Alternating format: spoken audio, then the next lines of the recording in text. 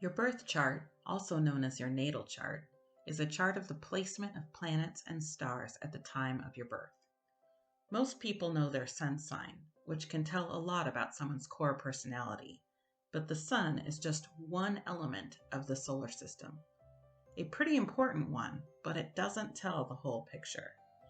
If you enter your birth date, year, time, and location into a birth chart generator, you will receive a circle like a clock face with the planets, moon, sun, and zodiac constellations plotted on it. This will show which signs and planets were in which houses at the time of your birth. The whole picture, your very own map of your personality and key life influences, is this birth chart, which is comprised of planets, houses, constellations, and what are called aspects, which are important geometric relationships between the planets and constellations. As far as planets are concerned, the sign a planet falls in will influence how that planet's traits are expressed in your life.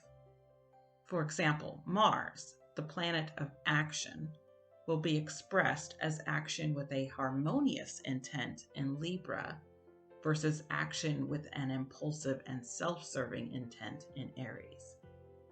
The inner planets, Mars, Venus, Mercury, the Moon, the Sun, influence our day-to-day lives, whereas the outer planets, Jupiter and onward, influence generational themes since they have much longer orbits. As for houses, all birth charts are divided into 12, each with a different area of life. We will go into houses starting next week. The 12 signs, as well as the planets, each fall within a house. More than likely, you will have more than one planet in one house, and you will definitely have more than one house without a planet, since there are 9 planets and 12 houses. And you may also have 2 houses with the same sign, meaning there will likely be one of the 12 zodiac signs that is not represented in one of your houses. However, you will always have at least one sign in each house. The quote from astrologer Chani Nicholas describes it well. The planets are the characters. The signs are the costumes they're wearing. And the houses are the stages or areas of life where they're lived out.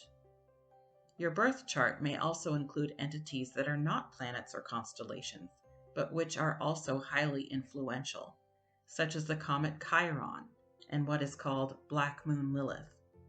We'll get into those later also. For now, the last thing to know about birth charts are aspects. These are the lines that you'll see drawn connecting some of the elements in your chart.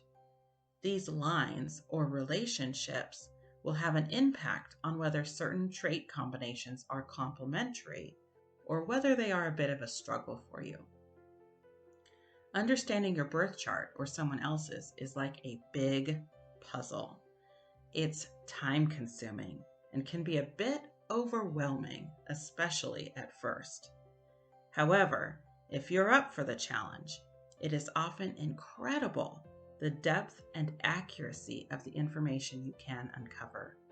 I hope you are all inspired to take a closer look at your own chart after this series. I have found it incredibly rewarding.